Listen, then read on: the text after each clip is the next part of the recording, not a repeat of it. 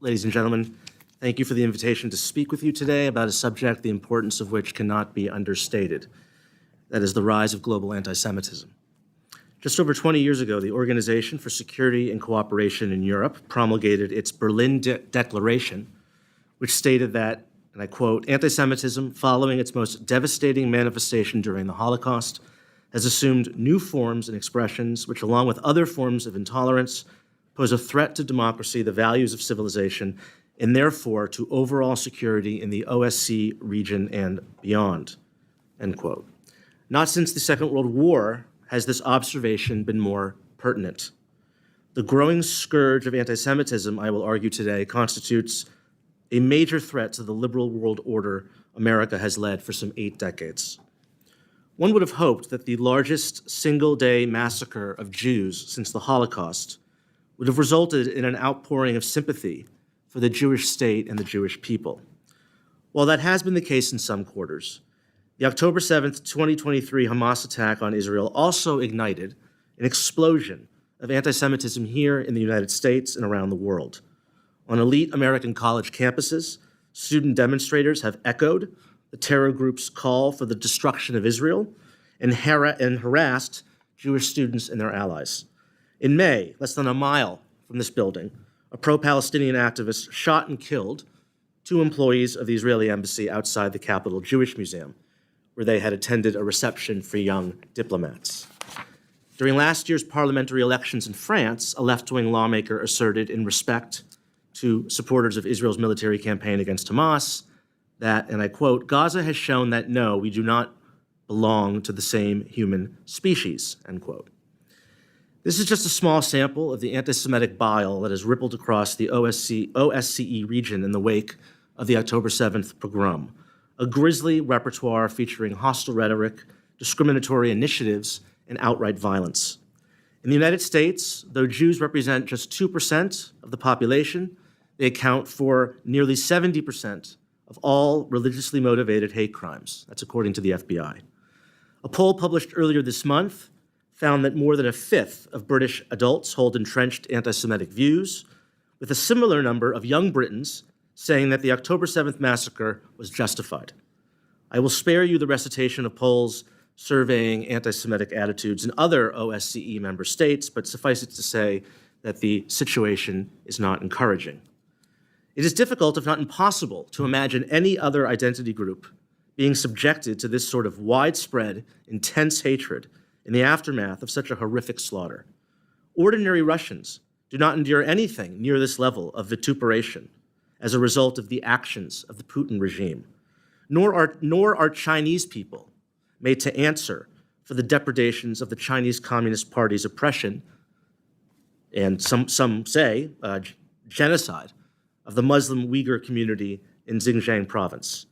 Unlike Jewish cemeteries and synagogues, Chinese burial sites are not routinely desecrated, and Russian Orthodox churches do not require 24/7 security. More than any other group, Jews are held responsible for the sins of their fellow Jews, real or imagined. There's clearly something different about anti-Semitism, something that makes it especially conducive to the practice of collective blame. The root of this quality, I would argue, is the conspiratorial nature that characterizes much anti-Semitic belief. Other bigotries, racial, ethnic, religious, linguistic, sexual, gender-based, tend to posit the inferiority of the outgroup. They denigrate the way a certain people look, the smell of their food, their hygienic practices, their sexual practices. Members of these allegedly inferior groups are said to behave in ways that validate their inferiority. They are prone to violence, they are lazy, they reproduce at alarming rates, etc. Anti-Semitism is unique in that while offering its own set of characterological prejudices, it purports the targets of its ire as occupying a superior place in society. Anti-Semitism proposes something more ambitious than the routine prejudices that emerge wherever 2 peoples are forced to live side by side. It propounds the idea of an international cabal that secretly manipulates the world to the detriment of mankind. The Jews, according to the most common anti-Semitic conspiracy theories, are not lazy and downtrodden. They are conniving and powerful. They control international finance, the media, the entertainment industry, academia, governments. The latter not necessarily directly, but through their hefty monetary contributions. Yes, the Jews may have repulsive physical features like other undesirable races, but their craftiness elevates them to a higher level of iniquity, making them all the more dangerous. Anti-Semitism, it could be said, is the original conspiracy theory. Whether the propagators of anti-Semitism know it or not, any system of thought or explanation of events that posits the nefarious role played by secretive global elites, which is the basis of most of our modern conspiracy theories, owes a significant debt to anti-Semitic conspiracy theories, the most influential of which is the early 20th century Tsarist Russian fabrication, the Protocols of the Elders of Zion. Purporting to be the minutes of a meeting of Jewish leaders plotting to control the world, the document played a significant role in the development of European anti-Semitism that culminated in the Holocaust. It continues to be a bestseller in much of the Muslim world, and it informs the thinking, wittingly or not, of a growing number of people throughout the West. As the French philosopher Alain Finkielkraut has said, conspiracy thinking is again taking over simple minds, and conspiracy leads sooner or later to the Elders of Zion. Anti-Semitism is the most protean, adaptable, and insidious conspiracy theory the world has ever known. One can hear of anti-Jewish conspiracies in nearly every part of the world, in places with large Jewish populations and in places where no Jew exists for hundreds of miles. Theories that blame a small group of people for the world's problems lend themselves to unscrupulous political actors on both sides of the political spectrum. Indeed, one of the enduring strengths of anti-Semitism is its ideological versatility, with autocrats exploiting it to consolidate power and erode democratic institutions. On the right, Hungarian Prime Minister Viktor Orban has turned the philanthropist George Soros into his own Emmanuel Goldstein, the lightly fictionalized version of Leon Trotsky and target of the daily 2 minutes hate in George Orwell's dystopian novel 1984. Denouncing Soros in 2018, Orban declared that, quote, "We are fighting an enemy that is different from us, not open, but hiding, not straightforward, but crafty, not honest, but base, not national, but international, does not believe in working, but speculates with money, does not have its own homeland, but feels it owns the whole world." On the left, what Karl Marx referred to as the financial hucksterism of the Jews has been updated to reflect the supersession of identity over class politics, with Zionism, the belief in a Jewish right to self-determination, becoming interchangeable with Nazism. In a dichotomized moral universe in which all human relations can be reduced to oppressor versus oppressed, Jews have been categorized as white, and their right to a nation is singularly intolerable. The main form that anti-Semitism takes in the West today is an obsession with the wrongs of the State of Israel, and the attendant belief that its supporters in the Jewish diaspora exercise nefarious control over the levers of international politics, media, and finance in order to manipulate world opinion. Tucker Carlson, the popular right-wing podcaster, claims Israel is systematically killing Christians, accuses American Jews of disloyalty, and has hosted guests on his podcast to question or deny the Holocaust. Carlson, somehow even less subtle than Orban, has called Ukraine's Jewish President Volodymyr Zelensky, quote, "sweaty and rat-like, a comedian turned oligarch, a persecutor of Christians, a friend of BlackRock." To take just one of countless examples on the other side of the ideological spectrum, Rutgers University Associate Professor of Women's and Gender Studies, Jasmir Puar, has popularized the term pinkwashing to portray Israel's acceptance of LGBT people as a conspiracy to obscure its oppression of Palestinians.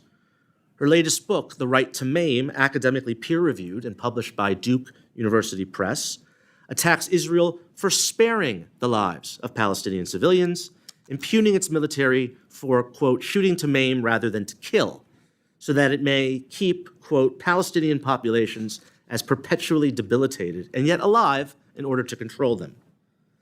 A recent high-profile case upon which the unholy synergy of conspiratorial left and right anti-Semitism has converged is that of the late financier and sex criminal Jeffrey Epstein. In July, the FBI announced that Epstein neither possessed a client list of men for whom he allegedly procured underage women, nor did he blackmail said individuals. This has not stopped a bevy of dishonest political entrepreneurs from insinuating that not only was Epstein guilty of these things, but that he did them on behalf of Israel. The Epstein morass is an anti-Semitic conspiracy theorist's dream, what with its black book of global elites, a Jewish financer, and sexual perversion. Surveying the ideologically diverse crew of individuals who have glommed onto this aspect of the case, the only thing that seems to unite them politically is their belief that the Mossad tapped a Jewish American sex criminal to operate an international pedophile ring for the purpose of blackmailing powerful individuals on behalf of a foreign country. Anti-Semitism is an intellectual and societal disease that thrives upon economic distress, xenophobia, political uncertainty, ethnic chauvinism, weakening democratic norms, and the rise of conspiratorial modes of thinking. The prevalence and potency of anti-Semitism is a reliable barometer of societal health, and several external factors do not bode well.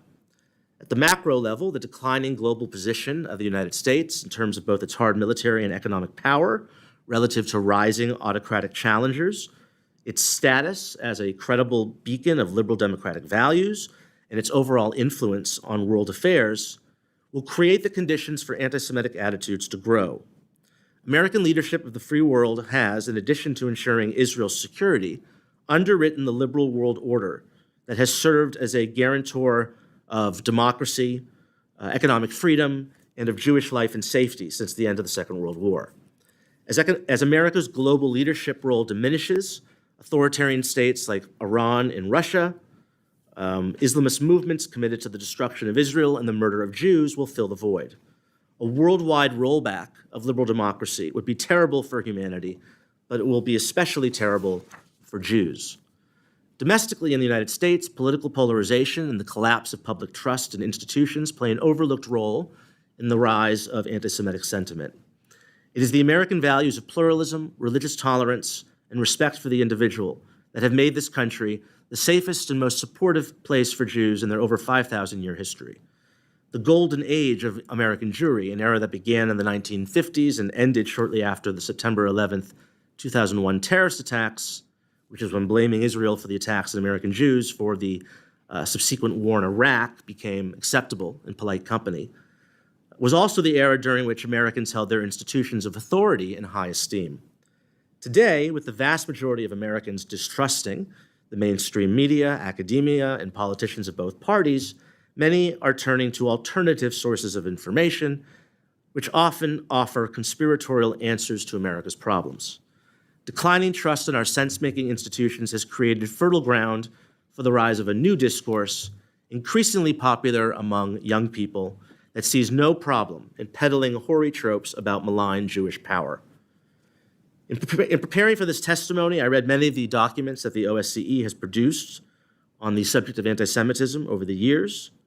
Much of it is written in a careful tone, and it speaks of eradicating anti-Semitism. That's the term.